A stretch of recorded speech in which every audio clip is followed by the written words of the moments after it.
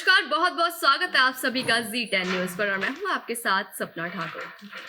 आपके साथ हम कई मुद्दों को लेकर के सामने आते हैं और साथ ही कई ऐसे मुद्दे होते हैं जिस पे हम चर्चाएं भी करते हैं। तो आज हमारे स्टूडियो में मौजूद हैं डॉक्टर विवेक कुमार पाठक जी, जो कि ईएनटी स्पेशलिस्ट है और साथ ही ग्रेटर नोएडा के कैलाश हॉस्पिटल में ईएनटी स्पेशलिस्ट के तौर पर कार्यरत भी हैं। आज जिस मुद्दे पे हम जानेंगे और जिस बीमारी के बारे में जानेंगे वो है एलर्जिक रेनाइटिस। तो सर, आपका सबसे पहले तो बहुत बहुत यहाँ पे हम धन्यवाद करते हैं कि आप हमारे शो में आए और साथ ही आप हमारे दर्शकों को बहुत सारी जानकारी देंगे इसके लिए। मैं भी आप सबका बहुत धन्यवाद करता हूँ। जी10 न्यूज़ का भी बहुत बहुत धन्यवाद। हाँ, तो सर हम आपसे सबसे पहले जानना चाहेंगे कि एलर्जिक रेनाइटिस आखिर होता क्या है। ये बहुत लोगों से हमने सुना है कि ये बीमारी काफी हद तक लोगों को हो रही है, तो इसके बारे में आप बताएं। तो एलर्जिक रेनाइटिस जो ये दो वर्ड से बना हुआ शब्दों से बना हुआ है। तो एलर्जिक मीन्स कोई फॉरेन बॉडी जो नाक के रास्ते पहुँचती है तो उसको हम बोलते हैं एलर्जन जी। और rhinitis means inflammation of the mucosa, नाक की जो अंदर की त्वचा है उसका इन्फ्लेमेशन। तो हम जो जानते हैं कि दिल्ली एनसीआर थोड़ा जो एयर क्वालिटी है वो बहुत खराब चल रही है। तो ये जो वायु प्रदूषण की वजह से जो डस्ट पार्टिकल है वो नाक के अंदर चले जाते हैं, जो वहाँ पे इन्फ्लेमेशन चालू कर देते हैं, जिसकी वजह से कुछ इन्फ्लेमेटरी रिएक्शंस चालू हो जाती है नाक के अंदर में, जिससे मरीज को छींक आना, आंखों से पानी आना, नाक से पानी आना, ये सब दिक्कतें चालू हो जाती हैं। तो ये जो एलर्जी है वो बेसिकली पॉल्यूशन से होती है?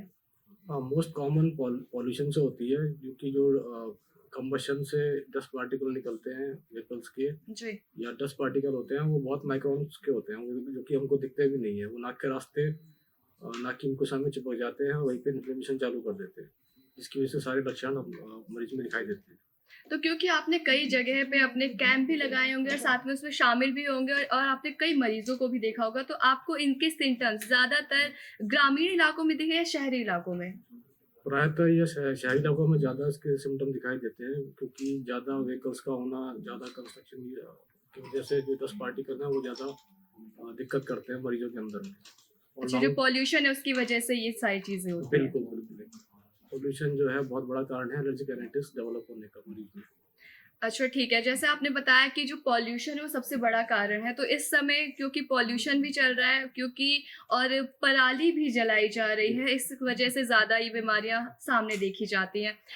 तो आपने जैसे बताया कि ये होने की वजह क्या है, तो इसके अगर हमें उपाय करने हो, अगर हमें घरेलू नुस्खे अपनाने हो, तो इस टाइप का है या सिर्फ बीमारी का इलाज ही पॉसिबल हो सकता है इसमें? तो सबसे जो महत्वपूर्ण है वो है बचाव। तो हमको सबसे पहले बचाव करना चाहिए। तो जहाँ पे भी हमको लगता है कि प्रदूषित वातावरण है, जहाँ पे डस्ट पार्टिकल वगैरह होने की संभावना है, वहाँ मास्क लगा लें, वो सबसे ज़्यादा इम्पोर्टेंट है। उसके बाद दवाइयाँ आती हैं। दवाइयाँ हमको ये ध्यान रखना है कि वो सिर्फ केमिकल्स पे काम करती हैं। वो प्रदूषण क्योंकि वातावरण में है, उसको हम चेंज कैसे करें उसके ऊपर हमको विचार करना होगा। तो सबसे इम्पोर्टेंट जो है वो मास्क है, उसके बाद दवाइयाँ आती हैं। तो मतलब सबसे इम्पोर्टेंट मास्क है, मास्क लगा के आप पॉल्यूशन से बचें। उसके बाद अगर ज़्यादा चीज़ें खराब होती हैं तो फिर दवाइयों को लें। तो दवाइयों को लेने के लिए सबसे पहले कोई भी दवाई हम नहीं खा सकते, उसके लिए हमें एक स्पेशलिस्ट के पास जाना पड़ेगा, फिर उनसे जांच करवानी होगी। तो अगर आप मतलब एक होता है कि हम कहीं नहीं जा पाते हैं या कोई अफोर्ड नहीं कर पाता है डॉक्टर की फीस, तो आप बता सकते हैं कि इस बीमारी में अगर ज़्यादा किसी को प्रॉब्लम है तो कोई दवाई ऐसी जो एंटीबायोटिक भी हो? तो सबसे पहले लक्षण क्या है? तो सबसे पहले इसके जो लक्षण होते हैं, पर मरीज को लगातार छींकें आती हैं। जी। और मरीज प्राय ये बताते हैं कि सुबह उठने के टाइम लगातार छींकें आना, नाक में खुजली होना, आंखों में खुजली होना। उसके बाद उसको प्रॉपर डायग्नोसिस हम करते हैं, कुछ जांचें वगैरह करी जाती हैं, जैसे कि सीरम आईजी जो बॉडी में एलर्जी दिखाती है। जी। और कुछ ब्लड काउंट्स होते हैं जिसको हम बोलते हैं इस्नोफिल, जो कि एलर्जिक कंडीशन में ही बड़े हुए मिलते हैं। तो एक बार प्रॉपर डायग्नोसिस होने के बाद हम ट्रीटमेंट चालू करते हैं, और ट्रीटमेंट चरणबद्ध होता है, मतलब स्टेप बाय स्टेप ट्रीटमेंट्स होते हैं। सबसे इम्पोर्टेंट, जैसे मैंने बताया, महत्वपूर्ण जो है वो है बचाव। तो मास्क का यूज़ करें।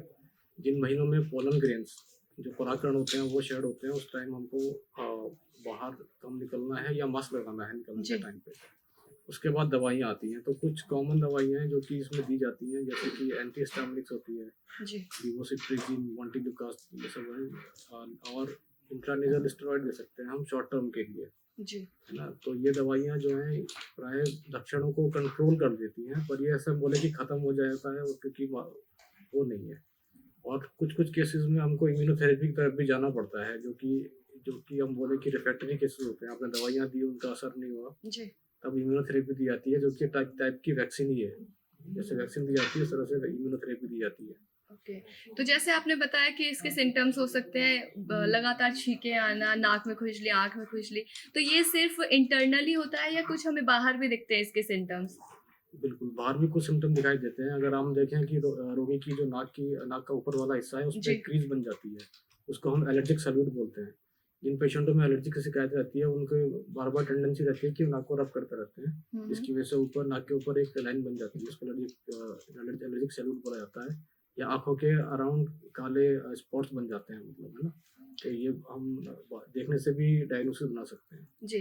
तो ये आपने हमें बताया एलर्जेटिक रेनाइटिस के बारे में, जो कि अभी बहुत कॉमन बीमारी लोगों में हो सकती है क्योंकि पॉल्यूशन ही इतना ज़्यादा फैलता है। बिल्कुल, बिल्कुल। और क्योंकि आप ईएनटी स्पेशलिस्ट हैं, तो एक और सवाल आपसे कि आजकल ना जो छोटे बच्चे हैं उनको दाँतों की बहुत समस्याएँ होती हैं। जैसे उनके दाँत तुरंत ही खराब हो जाते हैं और काले भी दिखने लगते हैं। तो इनसे मतलब वो कहते हैं कि चॉकलेट खाने से, ज़्यादा मीठा खाने से होता है। तो इसके लिए कोई बचाव है बच्चों के लिए देखिए, स्पेशली? सबसे इम्पोर्टेंट जो है वो घर का पौष्टिक खाना दें बच्चों को, बाहर का जो है थोड़ा-सा अवॉइड करें। रेगुलर ब्रशिंग कराएँ बच्चों को, है ना? दाँत की सफाई बहुत ज़रूरी है। और लेकिन जैसे छोटे बच्चे तो बहुत ज़्यादा नखरे करते हैं ब्रश करने में, फिर उन्हें कैसे? हाँ जी, बिल्कुल। लेकिन वही है कि थोड़ा-सा अनुशासन करने से बच्चे थोड़ा मतलब इसकी रोक नहीं है, अगर देखा जाए तो बच्चों को नहीं रोका जा रोग सकता। यही है कि अब बाहर का जो जितना भी खाना है वो अवॉइड करें, घर का बना हुआ पौष्टिक खाना बच्चों को दें। और आदत ये डालें कि बच्चे 2 टाइम ब्रश करें, सुबह भी, रात को सोने के टाइम भी। तो इन सब से ये जो दाँतों में समस्याएँ हैं उसमें काफ़ी काफ़ी कमी आती है उसकी वजह से। ठीक है, तो बच्चों को इन सब चीज़ों से अवॉइड करवाना पड़ेगा, उन्हें पूरा क्लीनिंग करवा के रखना पड़ेगा। बिल्कुल, उनमें आदत डालें कि वो रेगुलर ब्रशिंग करें, मॉर्निंग और नाइट टाइम, रात्रि के समय। जी। और एक और आपसे सवाल पूछना था कि जो भीड़-भाड़ वाले इलाके होते हैं और बहुत सी ऐसी जगह होती है जो हमें कहा जाता है नवजात शिशुओं को या फिर कुछ 2 महीने के बच्चे हैं, 6 महीने के बच्चे हैं, उन्हें शोरगुल वाली जगह पे ना लेके जाएँ क्योंकि उनसे उनके कान पे असर पड़ सकता है।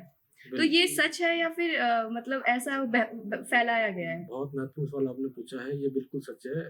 क्योंकि कान आपने भी देखा हो किसी शादी समारोह में जाएँ या फिर किसी भी जागरण में ही चले जाएँ, मेले में, तो छोटे बच्चों को लेके लोग आते हैं। तो उन्हें क्या वो मतलब अवेयर नहीं है इन सब चीज़ों से? नहीं, इसीलिए जनरल अवेयरनेस हमको हमको क्रिएट करना है कि बहुत ज़्यादा लाउड नॉइज़ जो होता है, वो कान की जो नसें हैं उनको कमज़ोर करता है। जी। तो अगर बच्चे को हम शुरू से ही बहुत ज़्यादा नॉइज़ में रखेंगे, तो कान की नसों की दिक्कत आने की संभावना बढ़ जाती है।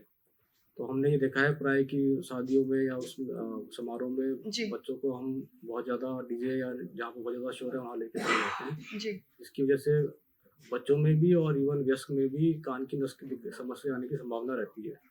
तो शोर शराबे से जितना एक रिकमेंडेशन है WHO की, उसके हिसाब से हमको शोर शराबे से बचना चाहिए। एक और सवाल है कि जैसे छोटे बच्चे हैं, उन्हें आप लेके चले गए, लेकिन आपको कैसे पता चलेगा उनके कान पे असर पड़ा है? ऑब्वियसली बहुत अच्छा क्वेश्चन है। बच्चा एक तो बता नहीं पाते कि हमको हाँ, दर्द कहाँ पे हो रहा है। क्योंकि वो सुन भी नहीं पाते सुन अगर आप ले कुछ कहते हो बिल्कुल, तो। बिल्कुल।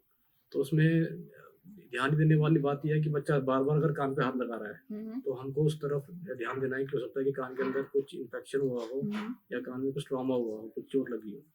तो उस तुरंत किसी नाक कान गला विशेषज्ञ या पीडियाट्रिशियन जी। बालों विशेषज्ञ को आप दिखाएँ, तो कि आपकी प्रॉपर डायग्नोसिस का हो पाए। जी, बहुत-बहुत धन्यवाद इन तमाम जानकारी के लिए और साथ ही जो आपने अभी एलर्जेटिक के बारे में बताया क्योंकि पॉल्यूशन बहुत ज़्यादा है, लोग अवेयर नहीं है और साथ ही लोग आजकल मास्क भी नहीं पहन रहे क्योंकि कोविड तो चला गया। उनका कहना ये है कोविड चला गया, हम मास्क क्यों पहने, हम तो भई अपनी सुंदरता दिखाएँगे। तो इसके लिए बहुत-बहुत धन्यवाद, आप आज हमारे साथ हमारे स्टूडियो में आए और तमाम बड़ी जानकारी हम सभी को दी और हमारे दर्शकों के साथ भी साझा की। इसके लिए आपका बहुत-बहुत शुक्रिया। धन्यवाद।